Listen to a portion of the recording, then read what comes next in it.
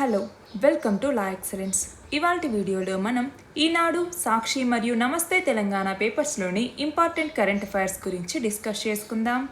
ఇవాల్టి మన first article వచ్చేసి ఐక్యరాజ్య సమితి, ప్రపంచ బ్యాంక్, వరల్డ్ హెల్త్ ఆర్గనైజేషన్ ఇలాంటి అంతర్జాతీయ సంస్థల యొక్క విశ్వసనీయత మీద సందేహాలు అనేవి పెరిగిపోతూ ఉన్నాయి. ఇదే విషయం మీద మన ప్రధాని నరేంద్ర మోదీ కూడా అంతర్జాతీయ సమాజం ముందట బలమైనటువంటి సందేశాన్ని వినిపించటం జరిగింది. కరోనా సంక్షోభం మీద WHO మరియు చైనా వ్యవహరించినటువంటి తీరుని చైనా ప్రసన్నం చేసుకునేటటువంటి విధంగా ప్రపంచ బ్యాంకు అధికారులు సులభతర వాణిజ్య నివేదికను రూపొందించారు అన్నట్టుగా ఏవైతే వార్తలు బయటకొచ్చాయో దానిని ప్రపంచ దేశాల దృష్టికి తీసుకెళ్లటం జరిగింది. ప్రపంచం మీద కరోనా అన్నటువంటిది వచ్చిన తర్వాత 2 ఏళ్లు కావస్తున్నా కూడా ఈ మహమ్మారి ఎక్కడి నుంచి పుట్టింది అన్నటువంటి దాని మీద ఇంకా ఎలాంటి స్పష్టత కూడా రాలేదు. అది చైనాలోని వుహాన్ ల్యాబ్ నుంచే బయటకు వచ్చింది అన్నటువంటి ఆరోపణలు ఇప్పటికీ కూడా వినిపిస్తున్నాయి. అయితే వుహాన్ ప్రయోగశాలకు వెళ్ళి అక్కడ వాస్తవాల్ని తెలుసుకుందాము అనుకుంటున్నటువంటి అంతర్జాతీయ శాస్త్రవేత్తలు, వైరాలజిస్టులు వీళ్ళందరికీ తొలి కాలంలో చైనా అన్నటువంటిది అనుమతులు ఇవ్వలేదు. అయితే ప్రాణాంతకమైనటువంటి వైరస్ అక్కడి నుంచే పుట్టుకొచ్చింది అన్నట్టుగా చైనా అన్నటువంటిది ఆ విషయాన్ని తొక్కిపెడుతూ వచ్చింది. అయితే WHO దానికి సంబంధించినటువంటి అంటే చైనాకి వత్తాసు పలుకుతూ మీడియా ముందు ప్రకటనలు చేయటంతో ప్రపంచ ఆరోగ్య సంస్థ యొక్క విశ్వసనీయత మీద మచ్చపడింది అన్నట్లుగా ఇక్కడ చెప్తున్నారు. అంతేకాకుండా సులభతర వాణిజ్య ర్యాంకుల నివేదికలో అవకతవకల కారణంగా ప్రపంచ బ్యాంక్ అన్నటువంటిది అప్రతిష్ట పాలైంది. నివేదిక అంశాలు చైనాకి అనుకూలించేలాగా ఉన్నాయి అన్నటువంటి ఆరోపణలతో దాని మీద దర్యాప్తు చేపట్టాల్సి వచ్చింది. దాంతో నివేదికని బ్యాంక్ వెనక్కి తీసుకోవటం జరిగింది. ఈ సంస్థకి ఇది అత్యంత సిగ్గుచేటు అన్నట్టుగా మీడియా కథనాలన్నీ వెలువడ్డాయన్నమాట. అయితే ఈ వ్యవహారం మీద మాట్లాడుతూ ర్యాంకింగ్స్లో ఏళ్ల తరబడి అవకతవకలు జరుగుతూనే ఉన్నాయి, వాటిలో దర్యాప్తులు అనేవి చేయట్లేదు, చైనా మోసాలకు కొమ్ము కాయటంతో ప్రపంచ బ్యాంక్ బండారం అనేది బయటపడింది అన్నట్లుగా చాలామంది మాట్లాడటం జరిగింది.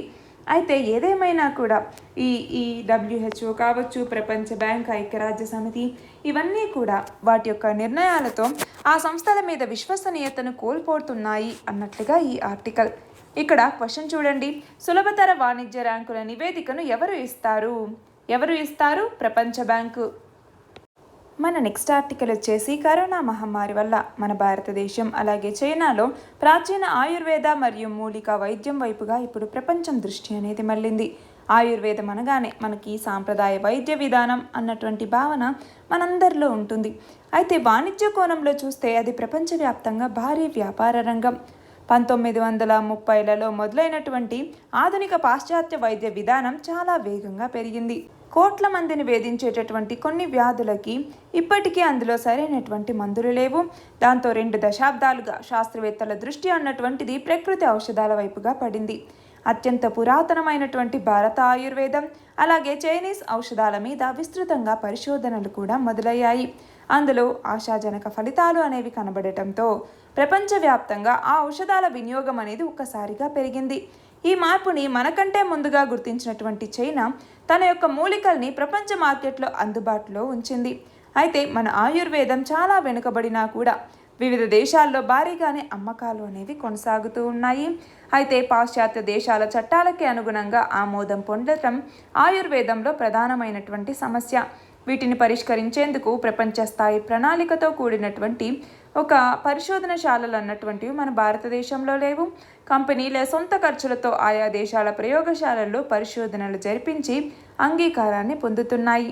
అయితే చైనా మాత్రం కొంచెం ముందు చూపుతో వ్యవహరించి ప్రపంచ మార్కెట్ని కైవసం చేసుకోగలిగింది. కొన్నేళ్లుగా చూసుకుంటే భారత ప్రభుత్వ విధానాల్లో వచ్చినటువంటి మార్పులతో ఆయుర్వేద వ్యాపారంలో కూడా ఆశాజనకమైనటువంటి ధోరణి అన్నటువంటిది కనిపిస్తోంది. ఆయుర్వేద వైద్య ప్రాముఖ్యాన్ని గుర్తించినటువంటి ప్రపంచ ఆరోగ్య సంస్థ గత ఏడాది ఈ రంగంలో ఏదైతే ఆయుర్వేద రంగం ఉందో ఇందులో పరిశోధన అవగాహన పెంపొందించేందుకు భారత ప్రభుత్వంతో ఒక ఒప్పందాన్ని కుదుర్చుకోవటం జరిగింది. అయితే భారత ప్రభుత్వం ఆరోగ్య రంగం మీద చేసేటటువంటి ఖర్చులలో ఏదైతే ఖర్చు చేస్తుందో అందులో ఆయుర్వేదానికి కూడా సముచితమైనటువంటి వాటాని ఇవ్వాలి. అలా జరిగితే చైనాని కూడా దాటి మన దేశ ఉత్పత్తులు దేశ విదేశాల్లో కోట్ల డాలర్ల వ్యాపారం చేయగలుగుతాయి అన్నటువంటిది ఈ ఆర్టికల్. ఇక్కడ క్వశ్చన్ చూడండి, నేషనల్ ఆయుర్వేద డేని ఎప్పుడు నిర్వహిస్తారు? ప్రతి సంవత్సరం ధన్వంతరి జయంతిని నేషనల్ ఆయుర్వేద డేగా జరుపుకుంటాము. 2021కి సంబంధించి నవంబర్ 2వ తేదీని మనం నేషనల్ ఆయుర్వేద డేగా జరుపుకుంటాము. మన నెక్స్ట్ ఆర్టికల్ వచ్చేసి తెలంగాణలో భారీ స్వచ్ఛనీటి సమీకృత చేపలు రొయ్యల పెంపక కేంద్రం, దాన్ని fresh water integrated aqua hub అంటాము. దీనిని తెలంగాణలో ఏర్పాటు చేయబోతున్నారు.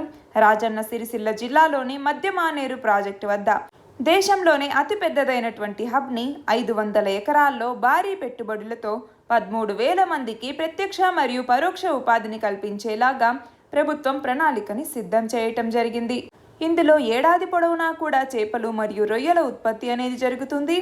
ఈ ప్రాజెక్టుకి 500 ఎకరాలని కేటాయించితే అందులో 300 ఎకరాలని చేప విత్తనాల ఉత్పత్తి శుద్ధి కేంద్రాలకి కేటాయించాలి అన్నట్టుగా భావిస్తోంది. అలాగే ఆక్వా శిక్షణ కేంద్రాన్ని కూడా స్థాపించటం జరుగుతుంది. మిగిలినటువంటి భూముల్లో సంస్థలకు అవసరమైనటువంటి మేరకి ప్రభుత్వం కేటాయిస్తుంది. ప్రాజెక్టుకి మౌలిక వసతుల్ని కూడా ప్రభుత్వమే సమకూరుస్తుంది. ఇక్కడ క్వశ్చన్ చూడండి, దేశంలోనే అతిపెద్ద స్వచ్ఛనీటి సమీకృత చేపలు రొయ్యల పెంపక కేంద్రాన్ని ఎక్కడ నెలకొల్పబోతున్నారు? ఎక్కడ? తెలంగాణలోని రాజన్న సిరిసిల్ల జిల్లాలో మధ్యమానేరు ప్రాజెక్టు వద్ద. మన నెక్స్ట్ ఆర్టికల్ వచ్చేసి సమాజంలో ఎదురయ్యేటటువంటి ఎన్నో సమస్యలకి కార్యకారణ బంధం అనేది ఉంటుంది. వలస విధానం, వేతనాలు, ఉపాధి అవకాశాలు వీటి మీద ఎంత స్థాయి వరకు ప్రభావితం చూపుతుంది? దీర్ఘకాలం కొనసాగేటటువంటి చదువులు ఒక వ్యక్తి యొక్క భవిష్యత్ ఆదాయాన్ని ఎంత మేరకు ప్రభావితం చేస్తుంది? ఇలాంటి ప్రశ్నలకి సమాధానం ఇవ్వటం చాలా కష్టం. ఎందుకంటే వీటిని తులనాత్మకంగా పరిశీలించి చెప్పటానికి మన దగ్గర ఎలాంటి ఆధారాలు లేవు. ఒకవేళ వలస కార్మికులు తగ్గిపోతే, ఒక వ్యక్తి చదువుని కొనసాగించలేకపోతే ఏం జరుగుతుందో మనకు తెలియదు కాబట్టి దీన్ని మనం కనుక్కోలేము. అయితే ఈ ఏడాది నోబెల్ పురస్కారాన్ని అందుకోబోతున్నటువంటి 3 ఆర్థిక శాస్త్రవేత్తలు కూడా తమ యొక్క పరిశోధనల ద్వారా ఈ ప్రశ్నలకి సమాధానం ఇచ్చే మార్గాల్ని సూచించటం జరిగింది. ఆ 3 డేవిడ్ కార్ట్, అలాగే గైడో ఇంబెన్స్, అలాగే జోషియా యాంగ్రిస్ట్. వీళ్ళ 3కి కూడా ఆర్థిక శాస్త్రంలో నోబెల్ బహుమతి అనేది లభించింది. ఇక్కడ క్వశ్చన్ చూడండి, సామాజిక సమస్యలకి సహజ పరిష్కారం చూపించిన ఎవరికి ఆర్థిక శాస్త్రంలో నోబెల్ బహుమతి వరించింది? ఎవరికి? David Card, Joshua D Angrist, Guido W Imbens. వీళ్ళ 3కి. మన నెక్స్ట్ ఆర్టికల్ వచ్చేసి శ్రీలంక దేశం, ద్వీప దేశమైనటువంటి శ్రీలంక ఆహార మరియు ఆర్థిక సంక్షోభంతో కొట్టుమిట్టాడుతోంది. ఇందులో నిత్యవసర ధరలు మాత్రం అమాంతం పెరిగిపోయాయి. నిత్యవసరాల మీద ధరల నియంత్రణను ప్రభుత్వం ఎత్తివేయటం దీనికి కారణం. ఇందులో గత 2 రోజుల్లో వంట గ్యాస్ సిలిండర్ ధర ఏకంగా 90% పెరిగి 2,657 రూపాయలకు చేరింది. కిలో పాలు 1,195, అంటే మనం చూస్తే దాదాపు 5 పెరిగింది. అలాగే నిత్యవసర వస్తువులైనటువంటి పంచదార, పప్పులు, గోధుమ పిండి, సిమెంట్ ఇలా దాదాపు అన్ని ధరలు కూడా పెరిగిపోయాయి. అయితే మనం చూస్తే ఎందుకు ఈ ఆర్థిక సంక్షోభం మరియు ఆహార సంక్షోభం వచ్చింది శ్రీలంకలో? ఇక్కడ క్వశ్చన్ కూడా అదే. శ్రీలంక ఎదుర్కొంటున్నటువంటి ఆర్థిక మరియు ఆహార సంక్షోభం గురించి తెలపండి. ఎందుకు ఆహార మరియు ఆర్థిక సంక్షోభం వచ్చింది? ఇక్కడ మనం చూస్తే ప్రభుత్వం ఏవైతే అనాలోచిత నిర్ణయాలు తీసుకుంటోందో దాంతో ఆ దేశ విదేశీ మారక ద్రవ్యం అన్నటువంటిది భారీగా పతనమైపోయింది. మరొక వైపు కరోనా దెబ్బకి ఎగుమతులు అనేవి దెబ్బతిన్నాయి. ప్రత్యేకించి శ్రీలంకకి ఏదైతే ఎక్కువ ఆదాయం వస్తుందో ఆ రంగం పర్యాటక రంగం. ఆ పర్యాటక రంగం మీద కూడా కరోనా అన్నటువంటిది తీవ్ర ప్రభావం చూపించింది. ఉన్న కాస్త విదేశీ మారక ద్రవ్య నిల్వల్ని కూడా ఆదా చేసుకునేటటువంటి క్రమంలో అది దిగుమతుల మీద నిషేధాన్ని విధించింది. అప్పుడు నిత్యావసర వస్తువులైనటువంటి పప్పులు, పంచదార, గోధుమ పిండి, కూరగాయలు ఇలాంటి వస్తువులకు కూడా శ్రీలంక దిగుమతుల మీదే ఆధారపడాల్సి ఉంటుంది. అయితే ప్రభుత్వం నిషేధం విధించటంతో ఆ వస్తువుల యొక్క డిమాండ్ మరియు సరఫరా మధ్య తీవ్రమైనటువంటి అంతరం అనేది ఏర్పడింది. దానివల్ల ఏమవుతుంది? ధరలు అనేవి పెరిగాయి. దాన్ని అదుపులోకి తీసుకురావటం కోసం శ్రీలంక ప్రభుత్వం ధరల మీద నియంత్రణని విధిస్తూ అత్యవసర నిబంధనల్ని తీసుకొచ్చింది. ఆ క్రమంలో అక్రమ నిల్వలు అనేవి పెరిగిపోయి మార్కెట్లో సరఫరా అన్నటువంటిది చాలా తగ్గింది. ఆహార కొరత అన్నటువంటిది ఏర్పడింది. దానికోసం ధరల మీద నియంత్రణ పెట్టారో దాన్ని ఎత్తివేయాలి అన్నట్టుగా ఆ దేశ అధ్యక్షుడు నిర్ణయించటం జరిగింది. దానివల్ల అక్రమ నిల్వల్ని బయటికి తీసుకురావచ్చు, సరఫరా పెరుగుతుంది అన్నట్లుగా ప్రభుత్వం భావించింది. కాబట్టి నిత్యావసరాల మీద ధరల నియంత్రణను తొలగిస్తున్నట్టుగా అధికారికంగా ప్రకటించడం జరిగింది. దాంతో ధరలు ఒక్కసారిగా పెరిగిపోయి ఆహార మరియు ఆర్థిక సంక్షోభం అనేది ఏర్పడింది. మన నెక్స్ట్ ఆర్టికల్ వచ్చేసి ప్రపంచ బాలికల దినోత్సవం సందర్భంగా సేవ్ ద చిల్డ్రన్ అన్నటువంటి సంస్థ గణాంకాలను విడుదల చేయటం జరిగింది. దాని ప్రకారం బాల్య వివాహాల కారణంగా ప్రపంచవ్యాప్తంగా రోజు సగటున 60 మంది బాలికలు మరణిస్తున్నారు. చిన్న వయసులోనే పెళ్లి చేసుకోవటం వల్ల ఏటా 22,000 మంది బాలికల జీవితాలు ఛిద్రమవుతున్నాయి.